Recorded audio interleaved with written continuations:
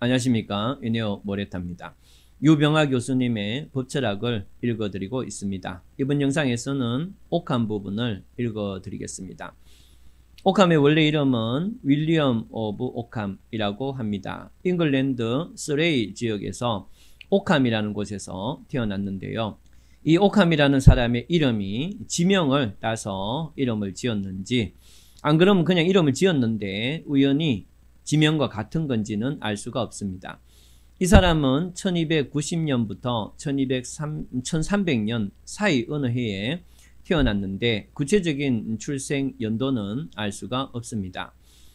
이 옥함이 살던 시대적 배경이 상당히 중요한데요. 이 사람은 프란치스코 수도원과 상당히 밀접한 관계에 있었습니다. 이 프란치스코 수도원은 그 이전부터 교황의 신임을 아주 많이 받았고 교황의 보호를 받았습니다. 그런데 이 당시에는 황제의 권한이 상당히 강화됐기 때문에 황제가 누리는 인간의 권리와 또 교황의 신권을 분리시켜야 된다라는 주장이 상당히 많았습니다. 그런데 이 당시에 프란치스코 수도원은 황제의 입장에 서게 되는데요. 이 옥함은 바로 프란치스코 수도원을 대변해서 황제의 권한과 교황의 권한을 분리시켜야 된다는 쪽에서 자기 주장을 하게 됩니다. 그래서 교황의 권한을 교황의 말에 대해서 반박하는 주장을 꽤 많이 하게 되거든요. 그런데 일시적으로 교황의 권한이 상당히 강해지면서 프란치스코 수도원은 황제를 지지하는 입장에서 돌아서서 교황을 지지한 입장으로 변경을 하게 됩니다. 이렇게 되니까 옥함은 상당히 난처한 입장에 속하게 되는데요. 그런 이 난처한 입장에서 1300년에 패스트에 걸려서 사망을 했습니다. 이 옥함은 영국 사람이었기 때문에 이후에 영국 철학자들에게 큰 영향을 끼치게 되는데요. 베이컨이라든가 홉스, 로커, 휴움 등등의 영향을 끼치게 됩니다. 구체적으로는 사회계약론에 큰 영향을 끼칩니다. 거의 사회계약론의 기원이다 라고 할 정도인데요. 그래서 홉스, 로커에 큰 영향을 끼치게 됩니다. 그리고 이 사회계약론에만 영향을 끼친 게 아니고 법실정주의라는 사상의 기원이 됩니다. 법실정주의가 뭔지 간단하게 설명을 드리면 법을 우리가 왜 준수해야 되고 법은 왜 정당하냐라고 했을 때 법이 뭘 준수하고 정당한 이유는 그게 제정됐기 때문이다.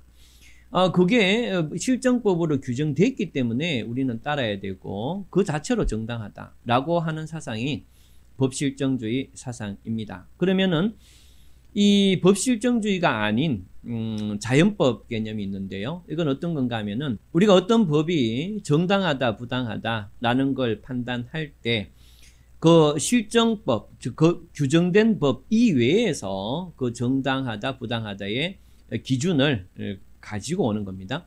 그게 이제 자연법인데 예를 들면 이런 겁니다. 인간은 태어나서 독립할 때까지의 과정은 상당히 오랫동안 양육을 받아야 되는 과정이죠. 그러면은 이제 인간이 그렇다는 걸 우리가 관찰할 수 있잖아요. 그러면은 양육을 꽤 오래 받아야 독립할 수 있는 거다라고 우리가 감각적으로 느낄 수 있다면 그걸 바탕으로 결론을 이성적인 추론을 할 수 있다는 거예요. 그러면은 인간이 오랫동안 양육을 받아야 독립할 수 있는 존재라면 그렇다면 이 가족이라는 제도는 자연적인 법칙이구나라고 이성적인 판단을 내리게 되는데 이 가족이라는 것이 유지되는 것이 바로 자연적인 법칙이구나. 이것이 바로 자연법이라는 겁니다. 그렇기 때문에 가족이라는 것은 자연 법칙이고 또 이혼이라는 것은 그래서 허용하지 말아야 된다는 게 자연법이구나 라는 거고 그런 상태에서 어느 누가 실정법을 규정했는데 그런데 이혼도 자유롭게 하고 가족을 만드는 것을 금지하는 법을 누가 규정했다. 그러면은 그 실정법, 즉 규정된 법은 법 이외의 자연법을 기준으로 봤을 때 이 법은 부당하게 되는 거죠. 이런 개념이 이제 자연법인데 옥함은 이 자연법 개념을 부정하고 앞에서 봤던 것처럼 법은 법 규정 그 자체로 정당성을 갖는다라는 게 주장하게 되는데 이것이 바로 법실정주의고 오캄의 사상이 법실정주의의 기원이 된다 이런 뜻입니다. 결론적으로 사회계약서라고 법실정주의에 영향을 끼치고 마지막으로 여러분들이 어떤 길을 가다가 누군가의 인사를 받거나 인사를 하게 되겠죠. 거기다가 같이 대화도 하고 웃고 이렇게 지나갈 수가 있습니다. 이런 것을 우리는 인간 생활 관계라고 합니다. 그런데 이때 누군가가 인사를 안 하고 지나갔다 해서 우리가 그 사람을 법적으로 어떻게 할 수는 없어요. 요즘은 하도 이상한 사람들이 많아서 그런 것까지도 뭐 법적으로 이렇게 소송 걸려고 하는 사람들이 있는 듯이 보이긴 한데요. 어쨌든 간에 일반적인 인간의 관계는 스스로의 판단에 의해서 참고 또 참을 건 참고 또 사람들한테 얘기할 건 얘기하고 이렇게 해서 법적 강제 없이 이루어지는 생활 관계가 있고 그런데 강제나 어떤 권력을 동원해서 해결해야 되는 부분도 있는 법률 관계도 있다는 거예요. 그런데 이 오캄은 이러한 인간 생활에서 그냥 인간의 어떤 판단에 맡겨져야 될 생활 관계도 있고 그 다음에 강제력이나 권력을 동원해야 될 법적 관계도 있고 이 두 개를 구분하는 어떤 기준을 제시하기도 합니다. 그래서 오캄을 법철학적으로 보면 사회계약설에 큰 영향을 끼쳤고 법실정주의의 기원이면서 생활관계와 법률관계를 구분하는 기준도 제시했다라는 겁니다. 그런데 이 오캄은 이 법철학적 개념뿐만이 아니고 다른 곳에서도 아주 큰 영향을 끼치는데요. 이 오캄의 주장에서 유명론, 면도날 이론 이런 것도 있습니다. 그런 거는 지금 이 상황과 관계없기 때문에 설명 안 드리긴 하는데 어쨌든 간에 이 사람은 이 과거에 이 자연적 현상은 신의 섭리가 들어가 있다라는 형태로 봤기 때문에 과학적인 연구가 잘 안 됐어요. 그런데 이 오캄은 이제 그런 개념에서 벗어나서 신의 뜻은 독자 따로 있고 그러니까 이 자연은 그냥 신이 만들어 둔 것 뿐이고 그것이 신의 섭리와는 크게 관계가 없다. 이렇게 해서 신의 뜻하고 자연현상을 분리시켜서 이해를 하는데 이러한 관점이 자연과학 발달에 크게 영향을 끼치게 됩니다. 그래서 이 오캄 이후에 자연과학이 발달을 하게 됩니다. 또 나중에 종교개혁에도 크게 영향을 끼치게 됩니다. 자, 이렇게 크게 여러 곳에 영향을 끼쳤던 사람인데 그러면 지금부터 이 사람이 아까 전에 자연법을 부정을 했다 이렇게 말씀을 드렸잖아요. 거기서부터 오캄에 대해서 설명을 드리도록 하겠습니다. 일단 오캄에 대해서 전체적으로 설명을 드린 다음에 이 유병하 교수님의 법철학 책에는 어떻게 표현되어 있는지 끝에 한번 쭉 읽으면서 끝을 내도록 하죠.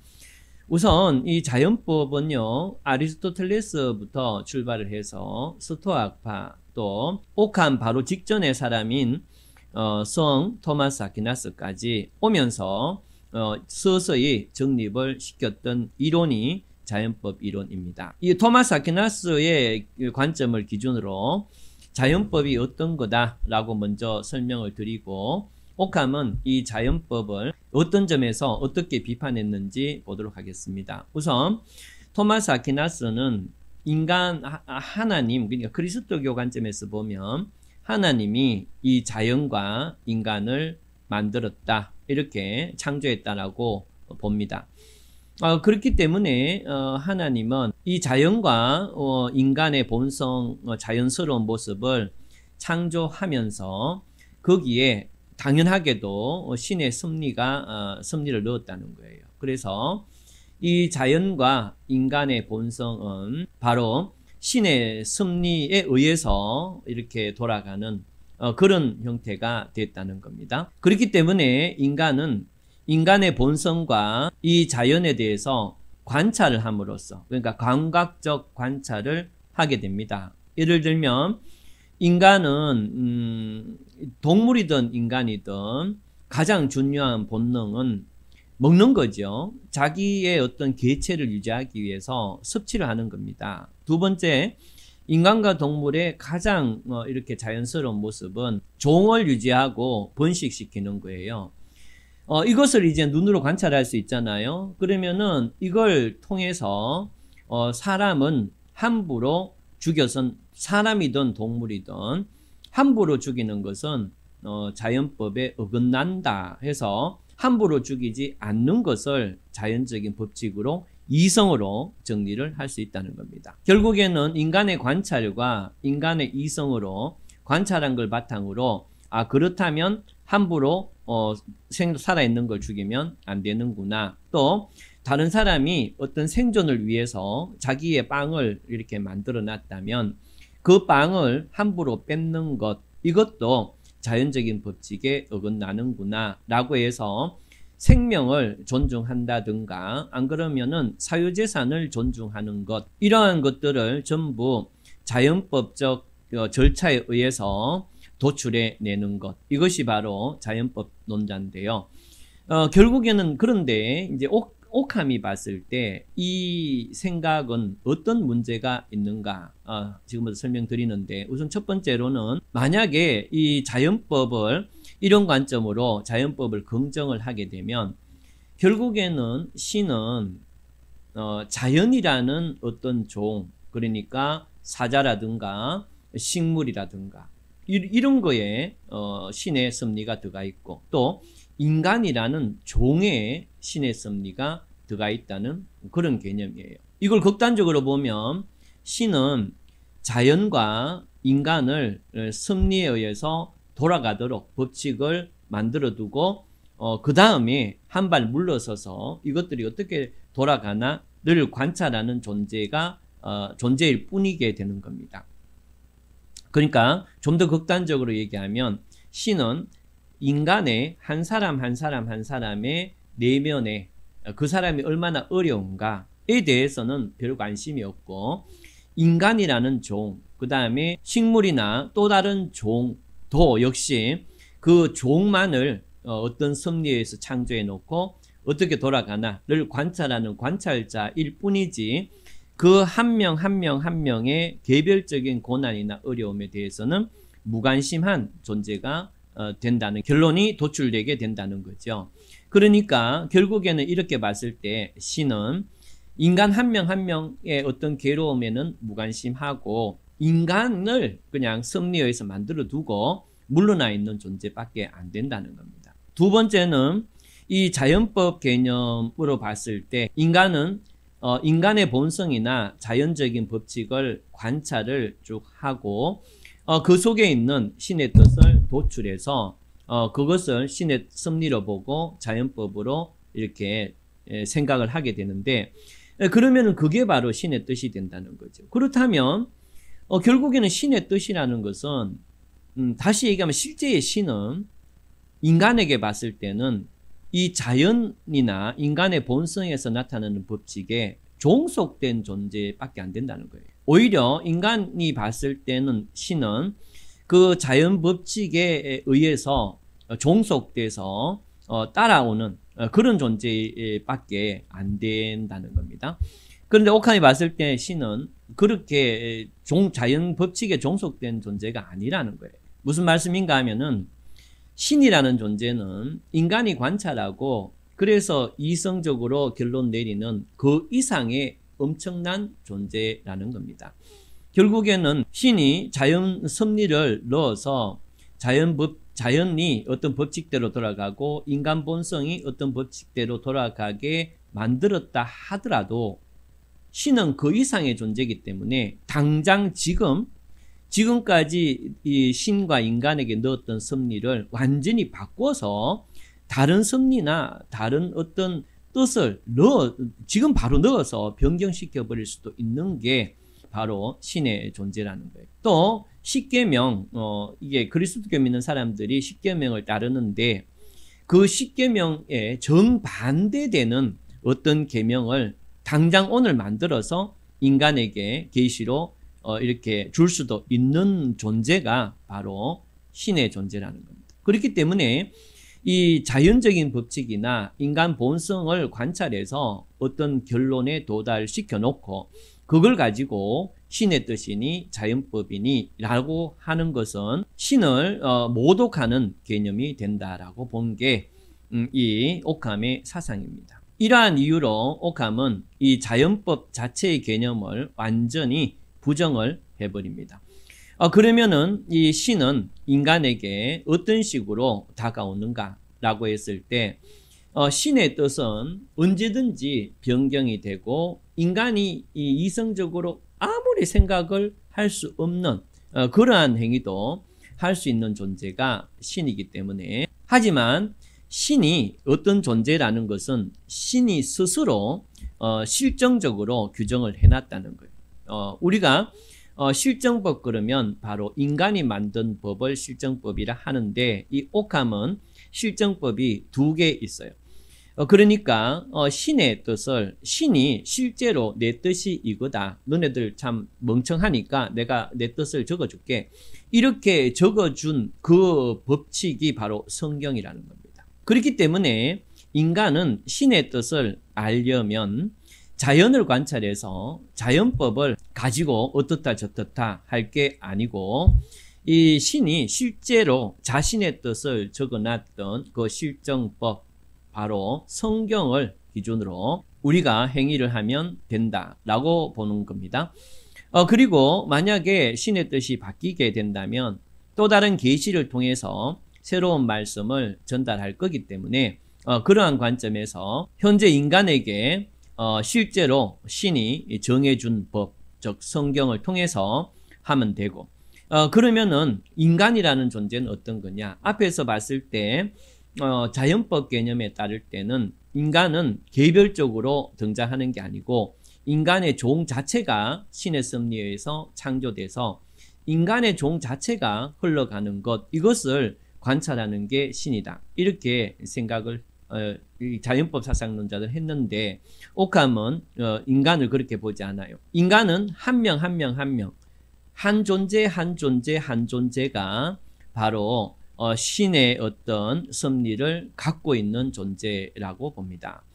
그렇기 때문에 인간을 전체적으로 포괄하는 신의 뜻은 존재하지 않고 단순히 인간 한 명 한 명 한 명이 신의 섭리를 받는 존재로서 그 전체를 부를 명칭이 없기 때문에 우리가 인간이라고 명칭을 붙인 것 뿐이지, 그렇게 붙인 명칭에다가 자연법론자들은 큰 의미를 부여하고 있는 것이 잘못됐다. 이렇게 보는 게 오캄의 사상입니다. 그렇기 때문에 인간은 누구나 다가 어려움에 처하거나 괴로움에 처할 때 직접 자신의 판단에 의해서 신의 기도를 드리게 되면 신은 인간 개개인에게 자신의 계시를 이루어 준다는 겁니다.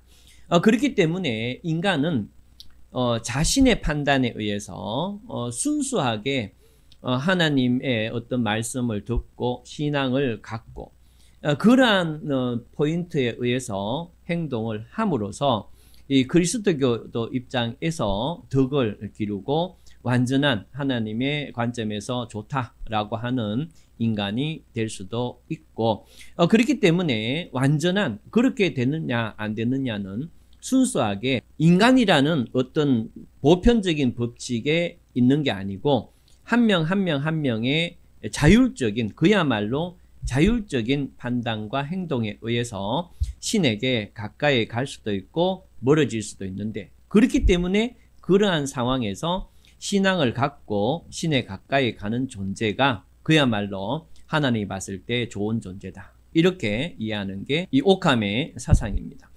그러면은 이제 사회계약서의 기원이 됐다라고 하는데, 이 사람은 그러면은 국가의 법, 즉 국가라는 것은 또 그 법을 만들 수 있는 권한은 어떻게 생기게 되는가?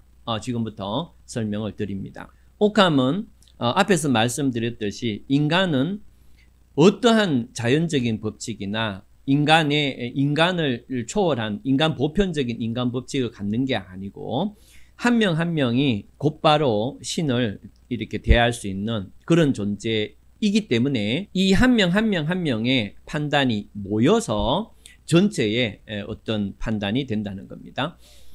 다시 말씀드리면 어떤 사회가, 어떤 국가가 법률을 제정할 수 있는 권력이 어떻게 생기느냐라고 하면 한 명 한 명 한 명이 그리스도교 교인 입장에서 순수하게 신앙을 가진 상태에서 그런 상태에서 법을 제정할 수 있는 가장 합리적으로 법을 제정할 수 있는 방법을 합의를 하게 된다는 겁니다.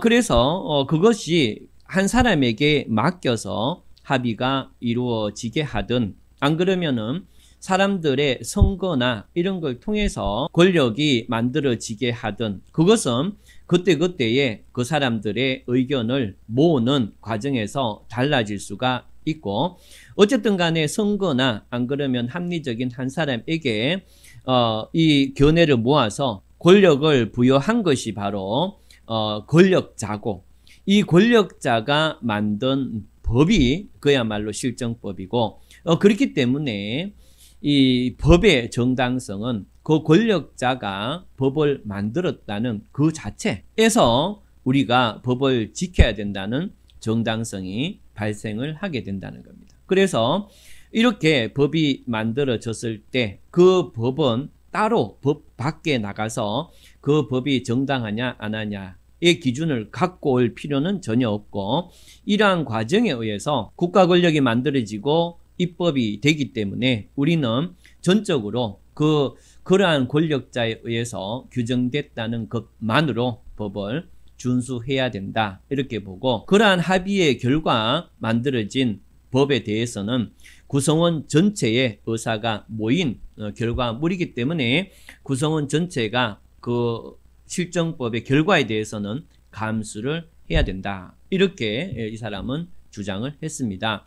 여러분들이 사회계약서를 어디서 들은 적이 있다면 이 내용은 홉스나 로커에서 들었던 내용하고 거의 똑같은데 라는 생각을 하실 수가 있을 텐데 그렇기 때문에 이 오캄의 주장이 후에 사회계약설의 기원이 됐다라고 하는 겁니다. 그래서 지금까지 이 오캄이 주장했던 사회계약설의 기원 또 법실정주의에 대해서 설명을 해드렸습니다. 그러면은 이 사람은 우리가 일상생활에서 법적으로 그러니까 권력이나 강제로 이렇게 동원돼야 될 부분은 어떤 부분인가 지금부터 설명을 드리는데요. 이 사람은 이렇게 이제 생각을 하는데요. 인간은 아까 전에 신이 만든 실정법 그러니까 신이 이것이 내 뜻이다 라면서 일일이 기록으로 남긴 것 이것을 성경이다 이렇게 얘기했잖아요. 그러니까 우리가 이 성경을 해석을 해서 예를 들면 남의 물건을 탐하지 마라 뭐 이런 게 있다면 그렇다면 자연법 논자가 봤을 때는 기본적으로 인간은 앞에서 말씀드렸듯이 개체가 유지되려고 하는 욕구가 있잖아요. 그러니까 한마디로 먹고 싶은 욕구가 있단 말이에요. 이런 욕구는 자연스럽고 이 자연스러운 것은 바로 자연의 법칙이다. 그렇기 때문에 어떤 사람이 자기가 노력해서 자기가 먹을 걸 사유재산을 이렇게 마련했는데 그것을 이렇게 뺏어가는 거는 바로 사유권을 존중해야 되는 것은 바로 자연적 법칙이다. 그래서 실정법에 의해서 이걸 뺏어가면 안 된다. 이렇게 봤던 게 자연법론자잖아요.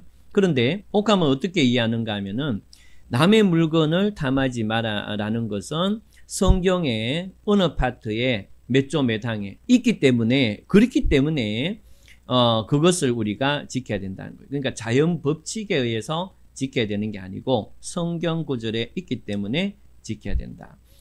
그와 동시에 인간은 에덴 동산에 있을 때는 공동 소유였고 특별한 몇 가지를 제외하고는 그러고는 인간에게 특별한 제한이 없었어요. 그런데 이브가 하나님이 원치 않는 것을 했고 그 결과 인간이 에덴에서 쫓겨났죠.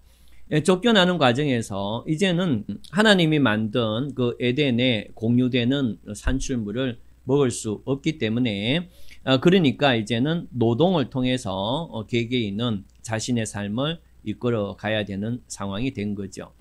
오캄은 바로 이러한 내용이 적혀 있는 성경 구절을 통해서 인간의 법을 도출해냅니다. 무슨 말인가 하면은 그러한 성경 구절이 있다는 것 자체는 바로 소유권을 존중하고 다른 사람의 소유권을 침해하지 말아라 라는 원칙이고, 이렇게 성경에 강제되는 부분에 대해서는 국가가 법적 강제성을 부여해도 괜찮다는 거예요.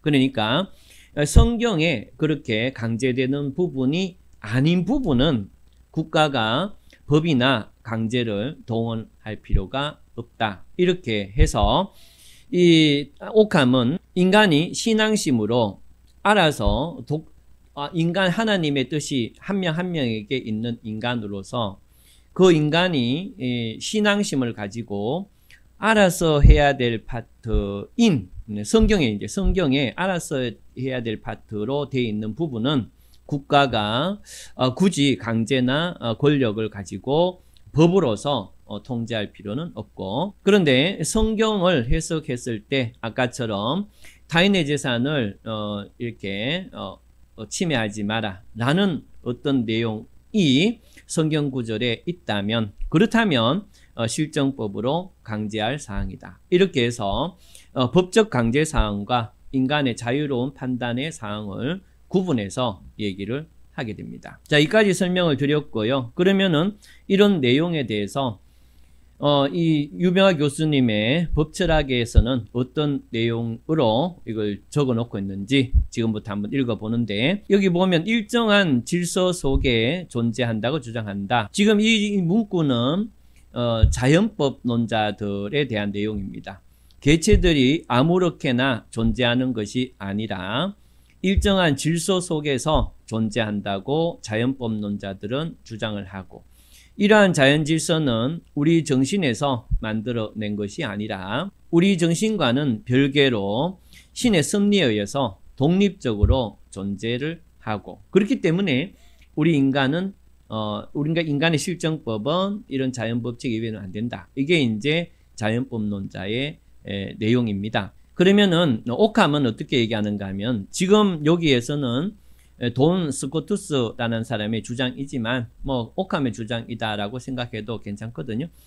여기 보면 자연질서 개념이 고정성, 필연성을 의미하며 하여 하나님의 전능한 권능을 축소시킨다는 것. 오히려 하나님을 자연법칙에 종속되는 존재로 봐버린다는 거예요. 오캄은 여기서 더 나가서 이런 입장에서 한 걸음 더 나가서 보편 개념, 즉 인간이라는 개념, 또 자연이라는 개념 자체는 존재하지 않는다. 오로지 존재하는 것은 한 명 한 명이고, 이 하나를 전체로 부르는 명칭이 없기 때문에 인간이라는 공통된 용어를 쓰는 것뿐이다. 이렇게까지 얘기하는 거죠. 그래서 더 읽어보면 존재하는 것은 김효신, 이순신, 이승만 등 그 개체 자체만이 존재할 뿐이다 라는 얘기가 여기 나오고 있습니다. 자, 그 다음에 다음 걸 한번 읽어보는데요.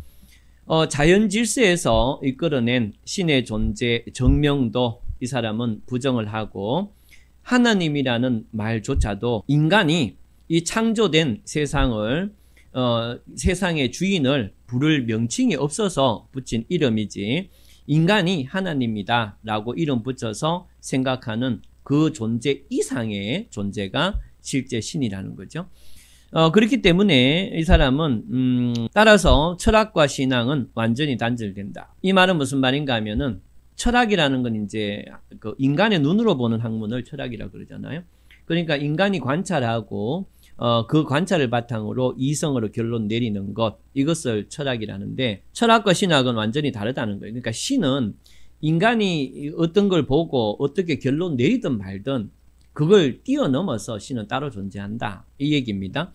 그래서 철학과 신앙은 완전히 단절되고 오로지 신앙을 통해서, 그러니까 믿음을 통해서, 예를 들면 예수님이 무리를 끌었다 이렇게 있다면 인간이 관찰한 거와 결론 내리는 거는 도저히 물을 걸을 수가 없어요.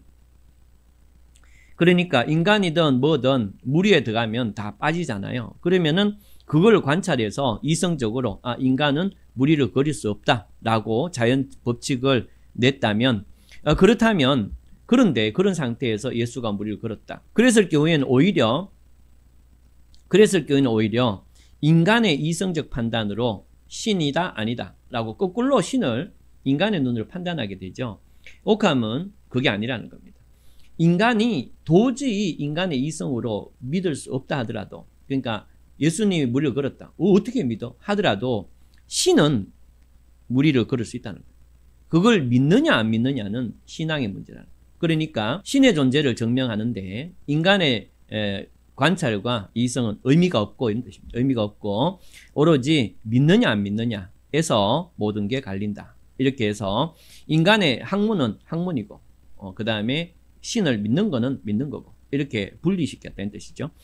그 다음에 이 사람 쭉 이렇게 넘어가 보면 맨 밑에 보면 하나님은 그야말로 자연법에 얽매이지 않기 때문에 십계명 그 자체가 필연적인 게 아니라는 거예요. 그러니까 십계명에 대해서 오늘 하나님이 십계명을 줬다면 그것이 자연적인 법칙이기 때문에 준 게 아니고 내일 하나님의 뜻은 완전히 바뀌어서 다른 것을 십계명을 줄 수도 있는 게 신의 존재다.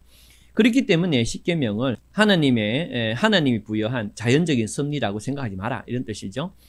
결국에는 이제 하나님은 절도, 살인, 간통이라는 거는 지금까지는 하지 마라 했지만 당장 내일 되면 하락할 수도 있는 게 신의 존재다. 그렇기 때문에 너네들이 생각하는 개념을 가지고 판단하지 말라는 말이고 마지막에 보면 착한 사마리아인이 부상당한 여행자를 치료한 것은 그것이 자연적인 섭리에 의해서 치료했기 때문에 그 사람은 덕이 있어. 개념이 아니고 이 착한 사마리아인이 여행자를 치료해 준 것을 덕이 있는 걸로 보는 것은 착한 사마리아인이 스스로 하나님의 존재, 신의 존재를 믿고 신이 원하는 행위를 했기 때문에 덕이 있는 거지 자연적인 법칙에 따라서 했기 때문에 덕이 있다. 이렇게 판단한 것은 아니라는 거죠.